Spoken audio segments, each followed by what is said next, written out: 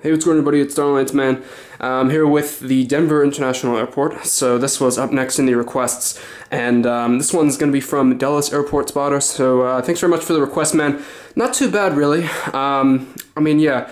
Overall, you can see the airport is not exactly up to par with the Denver airport, actual design. However, the aircraft in here are pretty realistic. Not really missing too many. I do have I'm a little low on United narrow bodies. This is really the most I could do. It's not a bad collection, but I just don't exactly have as much as Denver has, really, and especially with a lot of A320s, which seem to be one of the #1 narrow bodies, really, that fly in here. So I don't really have too many of those. But as for the rest of the airport, we're just going to jump right in and go through it. So first of all, you'll notice the design is a little different, and the first thing to notice is Concourse C. I'm going to call it Concourse C, the C gates, whatever. So these C gates, basically Denver Airport, as an airport, has the terminals going like this. So this is, say if the airport's pointing this way, if you're looking at it in that direction.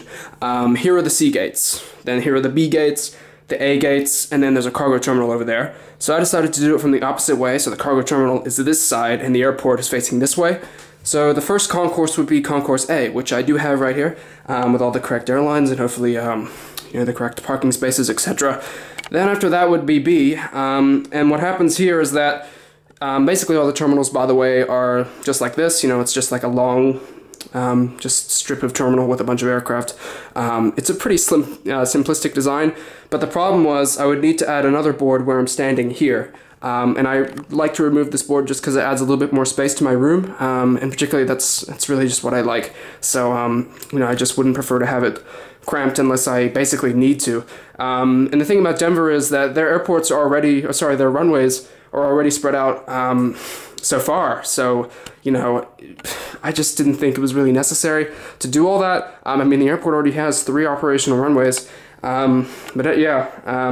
So what I was going to do with the United was going to basically, the B gates, where United parks at, I was going to add this same terminal strip, because there's A, and then B was going to be like this, except things kind of cut off. And as you can see over there where that Lufthansa is right now, that's where things cut off. And if I were to move this over there, there would just be this little space here where aircraft could taxi, and then if I closed that, that wouldn't be possible. So, really, it would destroy it, being a little bit more realistic, but then again, it's sort of destroying it being realistic anyway, because of the shape of the terminals. So that was really the only setback out of the airport.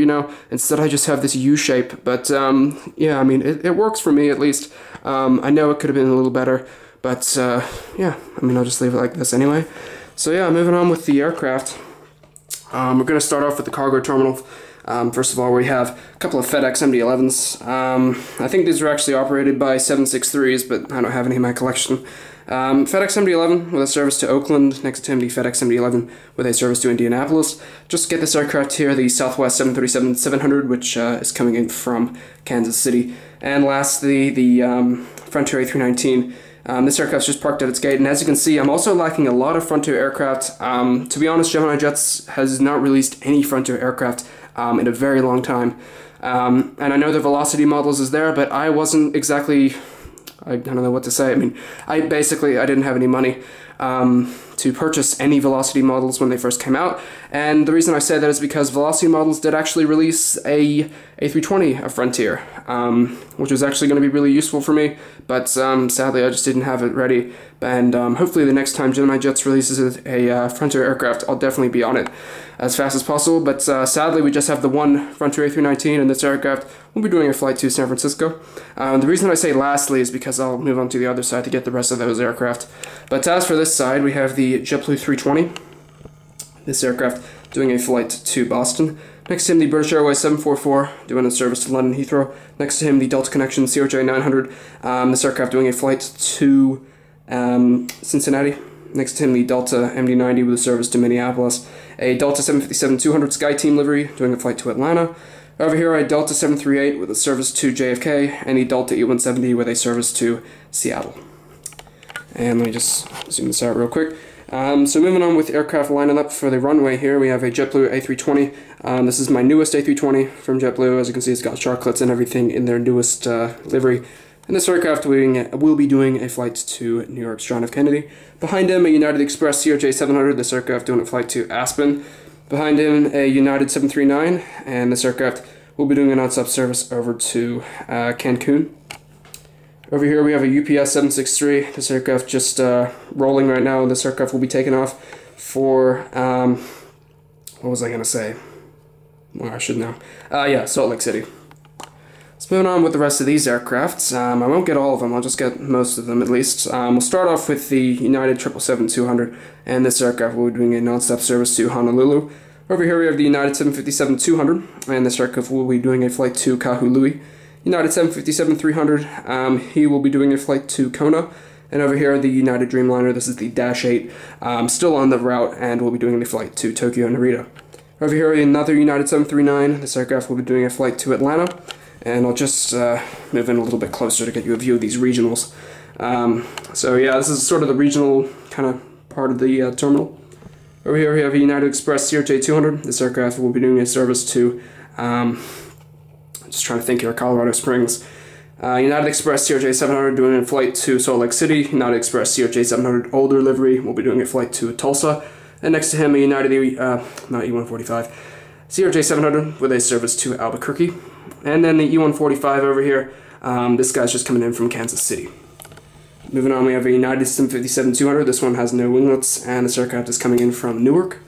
And just over here I have a hangar with a couple of United 737s there, just as, you know, aircraft that are on the stands, just to make it a little bit more realistic, because at Denver they just have a bunch of aircraft like on standby, with just huge hangars with United aircraft just surrounding it. So, I mean, they're not surrounding it, but this is the best I could do, and I do have a couple of United aircraft inside the hangar as well. Moving on, yeah, we have the Delta 717, this aircraft just arriving in from Salt Lake City. I know I've said Salt Lake City a few times, but yeah, anyways, just trying to, there we go. And moving on over here, we have a American Eagle E170. This guy's just about to land, coming in from, let's just think here, coming in from Los Angeles. And over here with some more United aircraft, we have the United 737-800. This guy is just will be departing out to LAX. And over here an A320, as you can see, I am missing part of the landing gear on the left landing gear, so I've had to replace it with a piece of blue tack. Don't really have anything else to add to it, but yeah, I mean, these are just extremely fragile. I have no clue why it happened, and that's really the same story for all of the aircrafts that I have that are missing, like an entire left landing gear, for example. Sort of ridiculous, but yeah, I mean, a few of Gemini's models certainly have some issues, and I'm sure a lot of other people have had complaints about that before, but stuff like really flimsy landing gear that just easily comes off is just, I mean, sort of unacceptable, but you know, I've just had to deal with it, and it's not just this aircraft as well. So yeah, anyways, this A320 will be doing a flight to Chicago O'Hare. Moving on with inside this little U-shaped terminal, we have a United 739, this aircraft doing a non-stop service to Tampa. Another 739 next to him in the Continental Retro, doing a flight to Houston. And over here, the United 738 in the Star Alliance livery, he'll be doing a flight to San Francisco. Over here we have a United A320, this aircraft just coming in, and is coming in from Washington Dulles. Over here another 739, this aircraft doing a flight to Vegas. And lastly, this is a A319 over here, and he'll be doing a flight to Sacramento. So that's about it for this half of the airport. I'll continue on that side to give you guys the rest. Alright, so moving on with the side of the airport. I'm just going to be starting off with the Virgin America A319. This aircraft will be doing a flight to San Francisco. Over here we have a couple of American A321s. First A321 will be doing a flight to CLT, and next to him a Philadelphia A320. Over here we have this CRJ 700, sorry, this aircraft doing a flight to Chicago O'Hare, and next to him another faulty Gemini aircraft. This one instead has a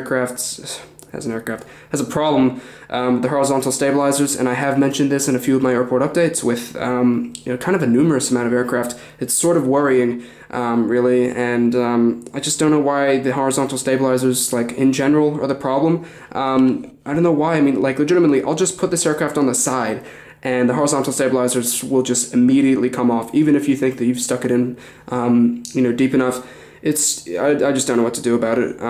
So yeah, I just include this aircraft anyway, and yeah, the CRJ 900 will be doing a flight to,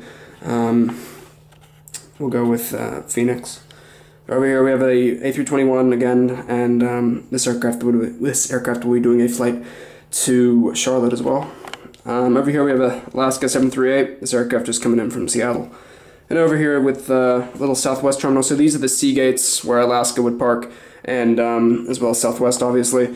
Here's another aircraft with horizontal stabilizer issues. Going to include it anyway, though. This aircraft doing a flight to Houston Hobby. Next to him, a new livery 737-700, and this will be doing a flight to Midway. And next to him, the last 737-700, and doing a flight to Atlanta. So over here we have an American 738, and he'll be doing a flight to Miami.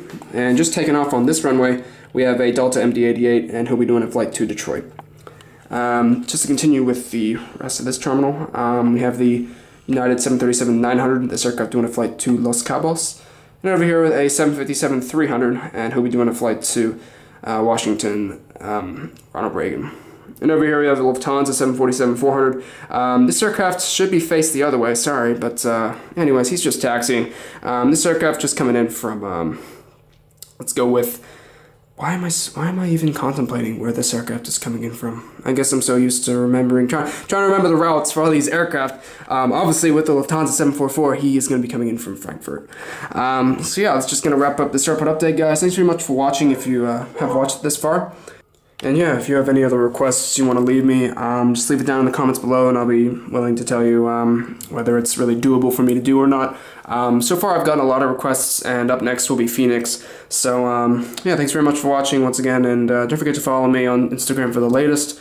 Subscribe, like, comment, and I'll see you guys in the next one. Bye.